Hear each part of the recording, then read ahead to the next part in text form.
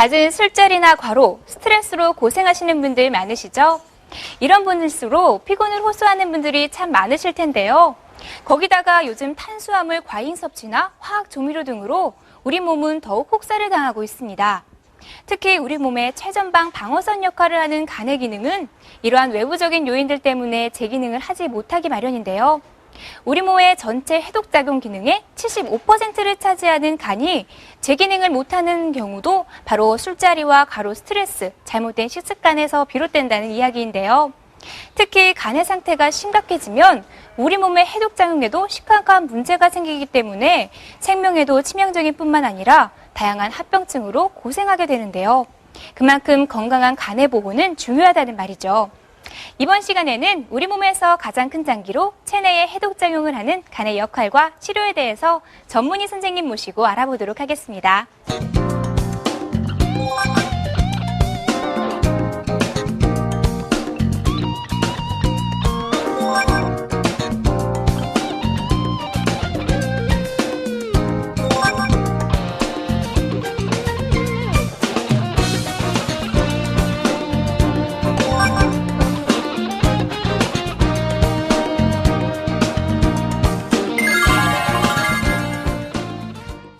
제가 요즘 피곤을 호소하시는 분들을 굉장히 많이 보거든요. 그런 분들에게 제일 먼저 이렇게 확인하는 게 혹시 간이 안 좋으세요? 이렇게 묻게 되거든요. 그만큼 간이 중요하다는 이야기인데 간이 왜 중요한가요? 예, 간은 약 3천억 개를 넘는 간세포로 이루어진 우리 몸에서 가장 큰 장기로 성인에서는 무게가 약 1.2에서 1.5kg에 달하고 체내 물질을 처리하고 저장하는 중요한 기능을 맡습니다. 간은 인체의 화학 공장으로서 단백질 등 우리 몸에 필요한 각종 영양소를 만들어 저장하고 탄수화물, 지방, 호르몬, 비타민 및 무기질 대사에 관여하며 약물이나 몸에 해로운 물질을 해독하고 소화작용을 돕는 담즙산을 만들며 면역세포가 있어 우리 몸에 들어오는 세균과 이물질을 제거하는 중요한 일을 하는 장기입니다. 네, 그렇군요. 간이 이렇게 중요하다는 거를 이제서야 알았는데요. 그렇다면 간이 어떤 역할을 하는지 궁금해지거든요. 예, 간이 하는 일은 매우 많습니다. 한 5가지 정도로 추려서 얘기를 드리면 첫 번째로는 에너지를 관리하는 일을 합니다. 그리고 두 번째로 간은 해독작용도 합니다. 간은 독소를 분해하는데 몸에 들어온 각종 약물이나 술, 기타 독성 물질을 분해 대사하여 배설될 수 있는 형태로 만들고 그래서 소변이나 담즙을 통해서 배출하는 작용, 이른바 해독작용을 합니다. 그리고 세 번째로는 각종 호르몬의 공급을 감시하는 역할도 하고 네 번째로 담즙을 만들어 지방의 소화를 돕는 기능도 합니다. 그리고 다섯 번째, 간은 중요한 면역기관임과 동시에 살균 작용을 하기도 합니다. 네, 간이 굉장히 다양한 역할을 하는데요. 제가 일반적으로 봤을 때 술자리에서 과로나 스트레스 하신 분들 얼굴색을 보면 약간 이렇게 검은빛이 돌거든요. 이것도 간이랑 상관이 있나요? 예, 우리 일반적으로 간경화나 콩팥이 안 좋은 경우에 얼굴빛이 검은빛을 띌 수가 있습니다. 예를 들어 야외 활동이 많아서 얼굴빛이 검어지는 경우가 아니라고 한다면 진료를 한번 받아보시는 것이 좋을 것 같습니다. 네, 그렇군요. 이 얼굴빛 이외에도 어떤 증상으로 우리가 간이 안 좋다고 알 수 있을까요? 간은 손상될 것을 대비해 충분한 예비 기능을 비축하고 있고 간세포가 서서히 파괴되어 반 이상 저하되어도 특별한 증상이 나타나지 않기 때문에 웬만큼 나빠지기 전에는 아무런 증상을 나타내지가 않습니다. 간을 침묵의 장기라고 하는 이유도 바로 그 때문으로 간이 증상을 나타냈을 때는 간 전반에 걸쳐 이미 손상이 심각한 상태로 진행된 상태가 대부분입니다. 더욱이 간은 장기간에 걸쳐 손상되면 여간에서는 회복되기가 어렵습니다.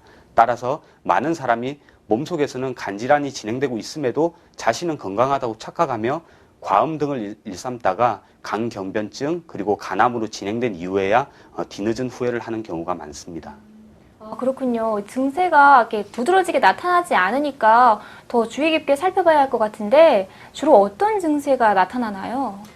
예, 피로라든지 전신쇠약, 식욕 감소, 메스꺼움, 구토, 소화불량, 복부 불쾌감, 그리고 오른쪽 윗배 쪽에 둔탁한 통증 등이 생길 수가 있는데 사실 이러한 증상들은 간질환에서만 특이적으로 나타나는 것은 아니기 때문에 증상에만 의존해서는 안 되겠습니다.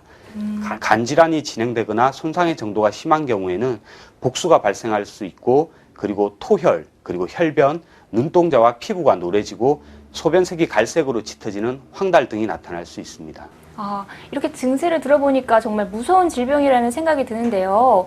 제가 알기로는 우리나라 사람들이 가장 많이 걸리는 간염 중에 하나가 비염 간염 바이러스라고 들었어요. 이건 어떤 건가요?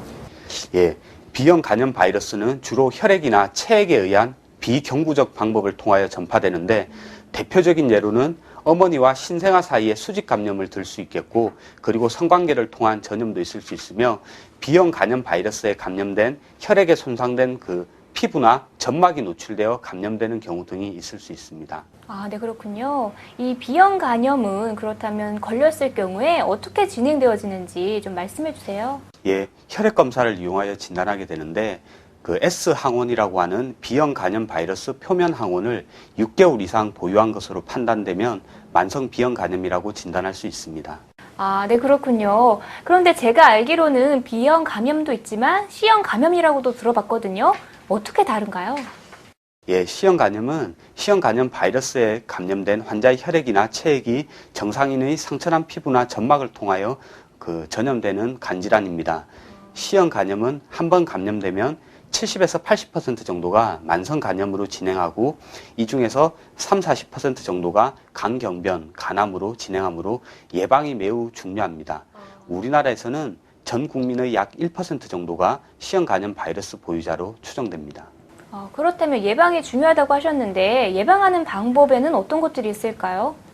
예, 1990년도 이전에는 대부분 혈액이나 혈액 응고인자의 수혈과 관련되어 C형 간염이 발생했으나 그 이후에는 수혈 전에 C형 간염 검사가 되기 때문에 수혈에 의한 전염은 거의 없다고 생각됩니다.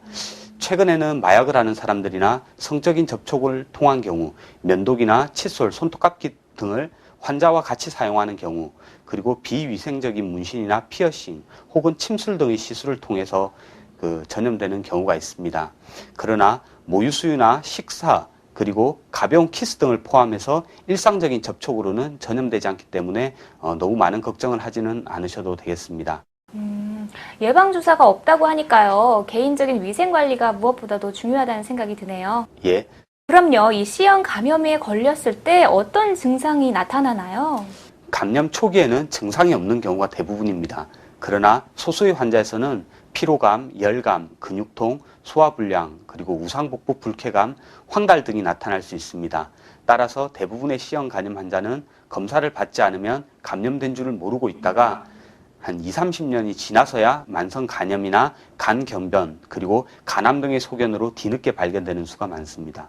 네, 그렇군요. 그렇다면 이렇게 조기 발견이 중요하잖아요. 조기 발견을 위해서 어떤 진단을 하게 되나요? 예, C형 간염도 B형 간염과 마찬가지로 혈액 검사를 통해서 C형 간염 바이러스 항체가 있는지를 확인해서 간단하게 진단할 수가 있습니다. 네, 그렇군요. 이 간에게 가장 안 좋은 게 바로 술이라고는 다 알고 있는데 술이 직접적으로 어떻게 안 좋은지는 잘 모르겠거든요. 예, 간은 우리 몸에 들어온 다양한 물질들을 흡수, 대사, 저장하는 거의 화학 공장이라고 할 수 있습니다. 과도한 알코올은 간세포에 지방을 축적시키고 알코올의 대사산물은 간세포를 손상시키게 됩니다. 술을 자주 마시게 되면 손상된 간세포가 재생할 시간이 없고 체내의 영양 부족 상태를 초래해서 간질환으로 진행하게 됩니다. 네, 그렇군요. 제가 듣기로는 무슨 알코올성 지방간이라고도 들어봤고 알코올성 감염 이렇게도 들어봤거든요. 이 둘은 어떤 건가요? 예, 먼저 알코올 지방간은 간 세포에 지방이 축적된 상태입니다. 따라서 현재 증상은 거의 없으며 간혹 상복부 불편감이나 피로를 느낄 수도 있습니다. 대부분은 병원을 방문해서 간 기능 검사나 초음파 검사에서 우연히 이상 소견이 발견되어 알게 되는 경우가 많습니다. 따라서 술을 많이 마시는 사람은 일단 병원에 와서 기본적인 진찰과 검사를 해볼 필요가 있겠습니다.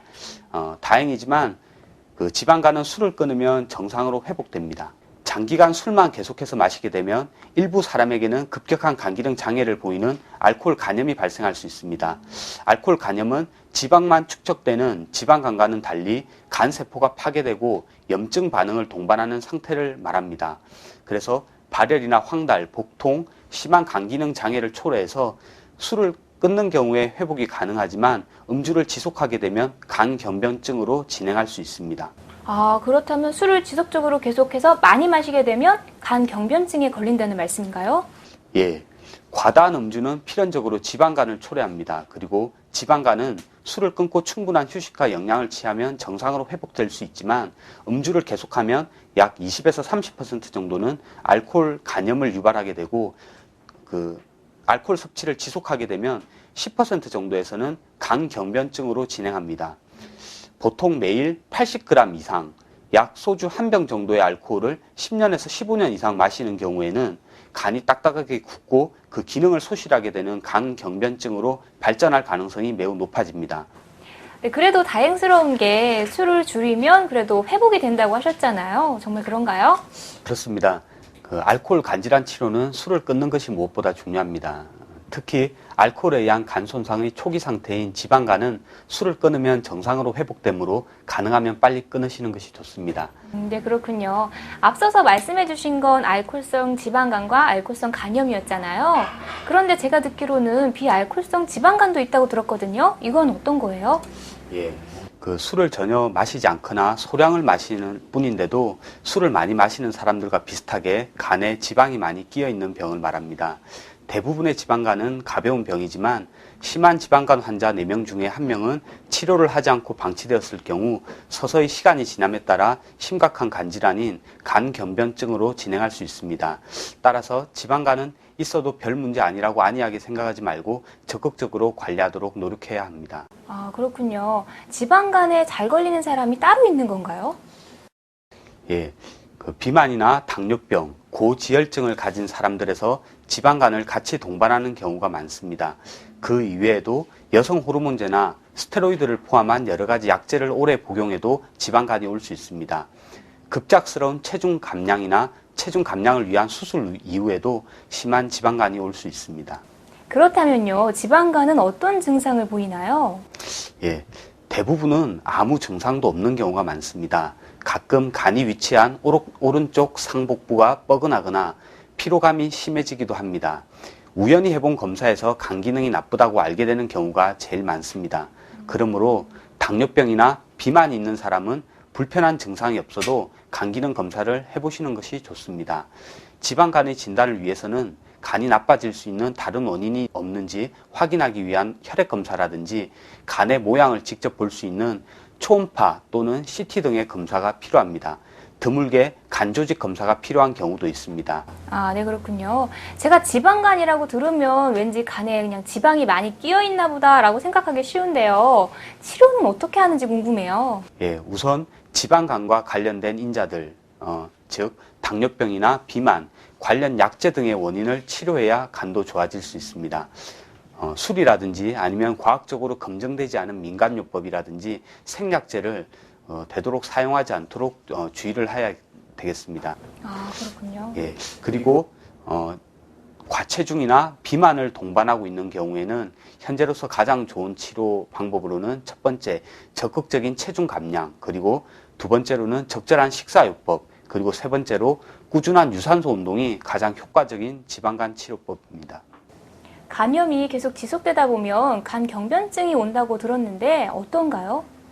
간은 인체의 화학 공장, 제2의 심장이라고 할 만큼 단백질 합성이나 각종 대사작용, 해독작용과 면역 기능을 담당하고 있습니다. 따라서 간이 굳어져 기능이 떨어지게 되면 많은 건강장애가 발생할 수 있습니다.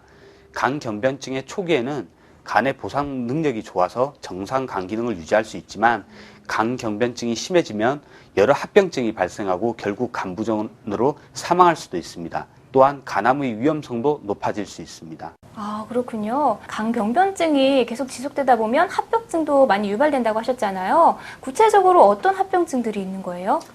예, 첫 번째 복수가 생길 수 있고, 두 번째로는 식도 정맥류라든지의 원인으로 피를 토하거나 검은 혈변도 볼 수가 있습니다.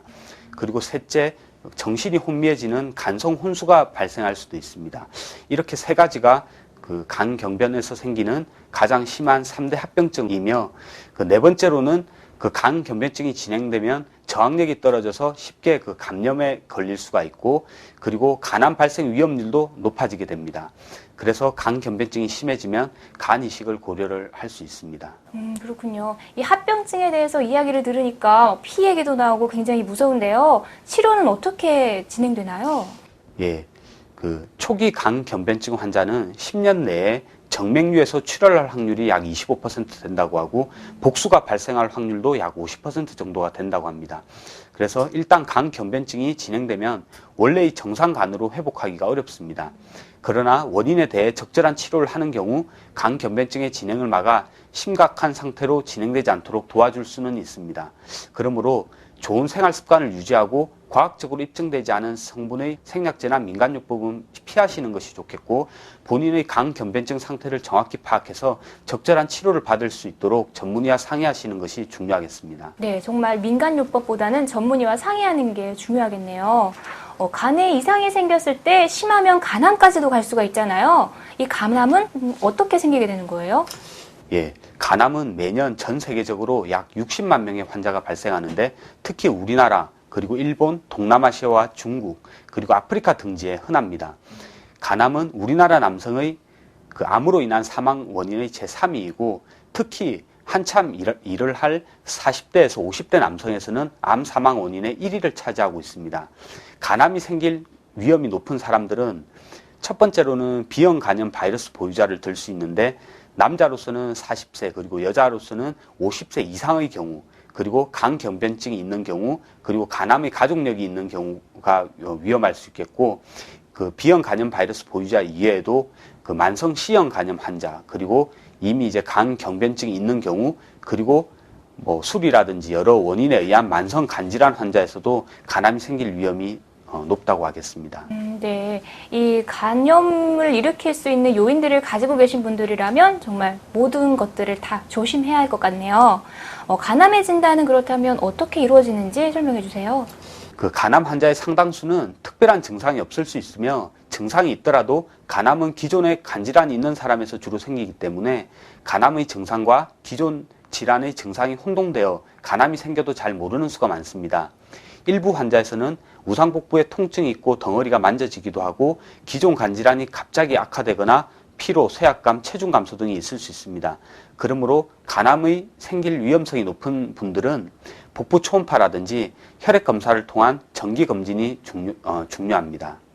간암이라고 진단을 받게 되면 무엇보다 빠른 치료가 중요하잖아요. 어떻게 치료를 받게 되나요? 예, 그 간암의 치료는 크게 수술적인 치료와 비수술적인 치료로 나눌 수가 있는데, 먼저 수술 치료를 말씀드리면, 그 마취 및 절제가 가능한 환자는 수술해서 절제를 할 수 있으면 그 수술을 하시는 것이 가장 효과적인 치료 방법 중에 하나입니다. 그 잔여 간 기능을 파악하고 간암의 진행 정도를 파악해서 수술 여부를 결정하게 되는데, 대부분의 간암은 간 경변증 환자에서 발생하기 때문에 수술 이후에도 다른 부위에 간암이 재발할 수 있기 때문에 이에 대한 정기적인 추적 검사나 재발, 그 간암에 대한 적절한 치료로 생존율을 향상할 수가 있습니다. 두 번째로 그 비수술적인 치료 방법이 있습니다. 경피적으로 간 종양을 국소적으로 괴사시키는 방법으로 간암 내에 알코올을 직접 주입한다든지 아니면 고주파 등의 열을 가하는 방법 등이 흔히 쓰이고 있습니다. 그리고 간동맥 화학 색전술이라는 방법도 흔히 이용되는 치료법 중에 하나로, 그 항암제와 같이 그 간암의 혈류를 일시적으로 막을 수 있는 약제를 투여해서 종양을 괴사시키는 방법입니다. 그리고 진행된 간암에서도 선택적으로 방사선 치료나 항암 약물 치료 등을 시도할 수 있습니다. 그렇군요. 주변에서 듣기로는 이게 병원에서 치료하지 않고 식이요법으로 치료를 한다는 분들도 계시더라고요. 이게 가능한 일인가요? 예, 식이요법만으로는 간암을 완치시킬 수 없습니다. 또한 무슨 음식이 좋다고 하여 환자들이 거기에만 매달리는 경우가 있는데, 소화에 지장이 없는 한 모든 음식물을 골고루 섭취해서 균형 잡힌 식생활을 하는 것이 좋겠습니다. 네, 그렇군요. 식이요법만 믿지 말고 이렇게 병원으로 내원하시는 게 가장 좋겠네요. 그럼요. 이 간암을 빨리 발견하는 게 또 좋잖아요. 조기 발견할 수 있는 방법이 있을까요? 예, 간암이 생길 위험이 높은 집단에 들지 않는 것이 간암의 예방 방법인데, 우리나라 간암 발생의 가장 중요한 원인인 B형 간염의 예방을 위해 B형 간염 항체가 없는 분들은 B형 간염 백신을 맞는 것이 좋겠고, 특히 신생아 접종은 필수적입니다. 그리고 간염에 걸리는 것을 예방하기 위해 다른 사람과 칫솔, 면도기, 손톱깎이 등을 같이 사용하지 말고 지나친 음주를 삼가고 흡연을 하지 않고, 그리고 당연한 얘기지만 규칙적으로 운동하고 균형 있는 음식물을 섭취하는 것이 중요하며 정기적인 건강검진을 받는 것이 좋겠습니다. 네, 간의 건강을 지키기 위해서 평소 지켜야 할 생활 수칙 같은 게 있을까요? 먼저 불필요한 약은 오히려 간에 해로울 수 있기 때문에 복용을 삼가하시는 것이 좋겠습니다. 그리고 또한 지나친 음주는 심각한 간질환의 원인이 될 수 있기 때문에 적당한 음주를 하시는 것이 좋겠고, 그리고 그 섬유소가 많은 음식이라든지 채소, 과일, 곡물 등 어느 한쪽으로 치우치지 않은 골고루 균형 잡힌 음식을 섭취하는 것이 좋겠습니다. 그리고 적당한 운동도 또한 건강한 간을 유지하는 데 도움이 됩니다. 이렇게 말씀 들어보니까요, 간이 정말 우리 몸에 정말 큰 비중을 차지하고 있다는 걸 알게 됐는데요. 마지막으로 이제 보고 계시는 시청자분들에게 한 말씀 해주세요.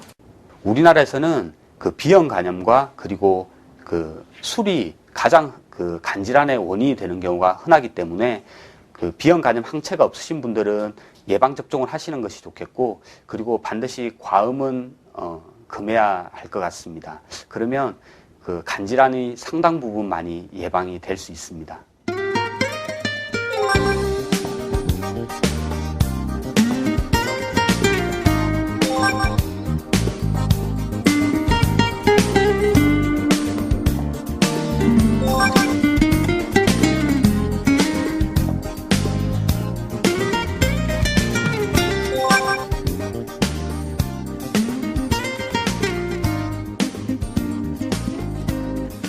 적절한 치료도 중요하겠지만 무엇보다 예방이 중요하겠죠?